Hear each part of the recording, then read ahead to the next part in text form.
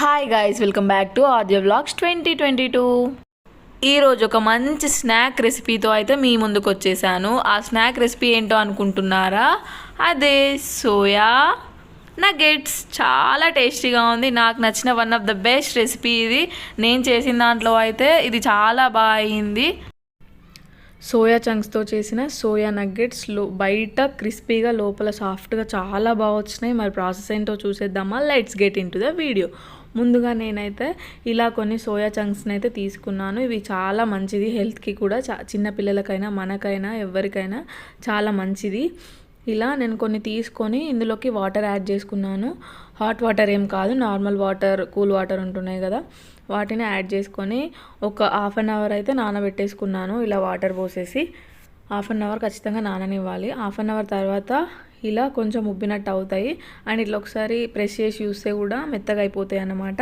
అలా మెత్తగా అయిన తర్వాత అందులో ఉన్న వాటర్ క్వాంటిటీని మొత్తం తీసేయాలి. ఎంత ఉందో అంత మొత్తం, ఎంత వీలైతే అంత మట్టుకు జస్ట్ గట్టిగా ప్రెస్ చేసి అందులో ఉన్న వాటర్ అయితే మొత్తం తీసేయాలి. వాటర్ అయితే అస్సలు ఉండద్దు అందులో. మ్యాక్సిమం వాటర్ క్వాంటిటీని అయితే తీసేయాలి ఇందులో నుంచి. మీకు ఎంత వీలైతే అంత గట్టిగా ప్రెస్ చేస్తూ వాటర్ని అంతా తీసేయాలి. ఇలా అన్ని సోయా చంక్స్ని చేసుకోవాలి. చేసుకున్న తర్వాత మనం ఏం చేయాలో చూసేద్దాం. ఇలా చంక్స్ అన్ని మనము వాటర్ క్వాంటిటీ తీసేసినాం కదా, తర్వాత లైట్గా బ్లెండ్ చేసుకోవాలి. మరీ ఎక్కువసేపు కాకుండా జస్ట్ ఇట్లా బ్లెండ్ చేసి వదిలేసేయాలన్నమాట. సో మీకు ఎక్కువ ఇట్లా కచ్చపచ్చ టైప్ అంటారు కదా, అలా ఉండాలి. ఎక్కువగా పేస్ట్ అయితే చేయకూడదు. సో ఇలా సరిపోతుంది. మనము ఒక బౌల్లోకి యాడ్ చేసుకోవాలి. అదంతా వేసుకున్న తర్వాత ఒక 4 పచ్చిమిర్చి చిన్నవి కట్ చేసినవి అండ్ ఒక ఆనియన్ చిన్నగా కట్ చేసింది, దాంతోపాటు కొద్దిగా కొత్తిమీర అండ్ కారం, అల్లం వెల్లుల్లి పేస్ట్ వేసుకోవాలి. దాంతోపాటు కొద్దిగా గరం మసాలా అండ్ ధనియాల పొడి కూడా వేసుకోవాలి. వేసుకున్న తర్వాత నేను 2 ఆలుని అయితే స్మాష్ చేసుకున్నాను. లైట్గా ఉడికించి స్మాష్ చేసుకున్న ఆలు తీసుకోవాలి. అదంతా ప్రాసెస్ ఏం చూపించలేదు. దాంతోపాటు ఒక 3 టేబుల్ స్పూన్ల కార్న్ఫ్లోర్ కూడా యాడ్ చేసుకోవాలి. ఎందుకంటే మనము రౌండ్స్ కానీ డిఫరెంట్ షేప్స్ ఎలా చేసుకోవాలన్నా కూడా మనకి కొంచెం పిండి ఉంటేనే కదా కరెక్ట్ షేపింగ్ అనేది వచ్చేది. సో అందుకే అండ్ క్రిస్పీగా రావడానికి కూడా ఈ కార్న్ఫ్లోర్ అయితే యూజ్ చేసుకోవచ్చు మనం ఇందులో. మీకు కావాలనుకుంటే ఇక్కడ మైదా కానీ అండ్ మైదా యూజ్ చేస్తే కొంచెం బెటర్గానే వస్తాయి, కానీ మైదా ప్లేస్లో కార్న్ఫ్లోరే బెటరు. ఈ గోధుమ పిండి కానీ మైదా పిండి యూజ్ చేస్తే కొంచెం మెత్తగా వస్తాయి. అండ్ ఇలా అంతా ప్రెస్ చేసుకున్న తర్వాత ఒక ముద్దలాగా ఫామ్ అవుతుంది. ఆ ముద్దలాగా ఫామ్ అయిన దాన్ని పక్కన పెట్టేసుకోవాలి. అండ్ ఇంకొక బౌల్లో 3 tablespoon cornflour and 3 tablespoon maida అయితే తీసుకోవాలి. తీసుకొని అందులోకి కొద్దిగా సాల్ట్ యాడ్ చేసుకోవాలి. సాల్ట్ యాడ్ చేసుకున్న తర్వాత ఇందులో మనము కొద్దిగా వాటర్ పోస్తూ పిండిని పల్చగా కలుపుకోవాలి. దోశకి పోస్తే ఎంత పలుచగా ఉంటుందో అంత మరీ కాకుండా ఇక్కడ చూపిస్తున్నట్టు నార్మల్గా ఉంటే సరిపోతుంది. సో ఇలా ఉంటే సరిపోతుంది మనకి. అండ్ తర్వాత కార్న్ఫ్లేక్స్ని కూడా తీసుకోవాలి. మనకి మార్కెట్లో దొరుకుతాయి కదా బయట.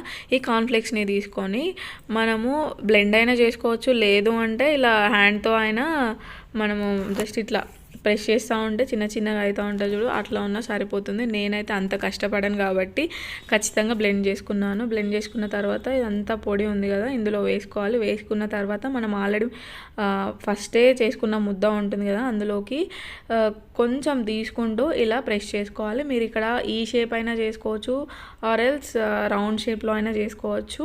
బట్ ఈ షేప్లోనే ఈ సోయా నగెట్స్ అనేటివి అయితే ఉంటాయి. సో మీకు నచ్చితే రౌండ్లో అయినా చేసుకోవచ్చు, ఇలా అయినా చేసుకోండి. ఇలా చేసుకున్న దాన్ని మనం ఆల్రెడీ పిండితో లిక్విడ్ చేసుకున్నాం కదా, ఆ లిక్విడ్లో ఒకసారి డిప్ చేయాలి. డిప్ చేసిన తర్వాత మనము కార్న్ఫ్లేక్స్ని కూడా మిక్సీ పట్టుకున్నాం కదా, దాంట్లో కూడా ఒకసారి డిప్ చేయాలి. ఫ్రంట్ అండ్ బ్యాక్ వేయాలన్నమాట. వేసిన తర్వాత దాన్ని పక్కన పెట్టేసుకోవాలి.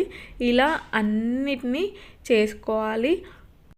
ఇప్పుడు మీరు ప్రాసెస్ ఏదైతే చూసారో అలా అన్నీ చేసుకున్న తర్వాత మీరు డీప్ ఫ్రిడ్జ్లో అయితే స్టోర్ చేసుకోవచ్చు. ఒక 15 డేస్ వరకు అయితే ఇది స్టోర్ అయి ఉంటుంది. మీకు ఎప్పుడు కావాలనిపిస్తే అప్పుడు వీటిని డీప్ ఫ్రై చేసుకొని తింటే సరిపోతుంది. సో ఇలా అన్నింటినీ చేసుకొని మీకు ఒక నార్మల్గా ఒక బాక్స్ ఉంటుంది కదా, ఆ బాక్స్లో వేసుకొని డీప్ ఫ్రిడ్జ్లో పెట్టేసుకోండి.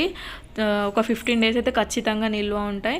ఇలా అన్నీ చేసుకోవాలి. అన్నీ చేసుకున్న తర్వాత ఒక కడాయి పెట్టుకొని డీప్ ఫ్రైకి సరిపడా ఆయిల్ పోసుకొని అందులోకి వేసేయాలి. మనం ఆల్రెడీ చేసి పెట్టుకున్న సోయా నగెట్స్ ఉన్నాయి కదా, మీడియం ఫ్లేమ్లో అయితే పెట్టేసుకొని ఇలా డీప్ ఫ్రై చేసుకోండి. లేదంటే హై ఫ్లేమ్లో పెట్టేస్తే పైన అదంతా కార్న్ఫ్లేక్స్ది ఉంటుంది కదా, తొందరగా మాడిపోతుంది, లోపల మంచిగా ఉండదు.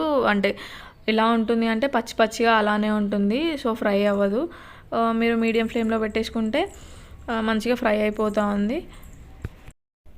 హడావిడిగా గోలిచ్చేసి పని అయిపోతుందని అస్సలు అనుకోవద్దు. కొంచెం టైం తీసుకొని మెల్లిగా డీప్ ఫ్రై చేసుకుంటే టేస్ట్ అయితే బాగుంటుంది. బయట మాత్రం క్రిస్పీగా, లోపల సాఫ్ట్గా చాలా బాగుంటుంది. సో చూసారా, ఇలా కలరింగ్ వచ్చేసిన తర్వాత మనము ఒక ప్లేట్లో అయితే వేసేసుకోవాలి. ఆయిల్ అంతా ఇంకిపోయిన తర్వాత. అండ్ సేమ్ ప్రాసెస్ మిగిలిన వాటిని కూడా ఇలా డీప్ ఫ్రై చేసుకుంటే అయిపోతుంది.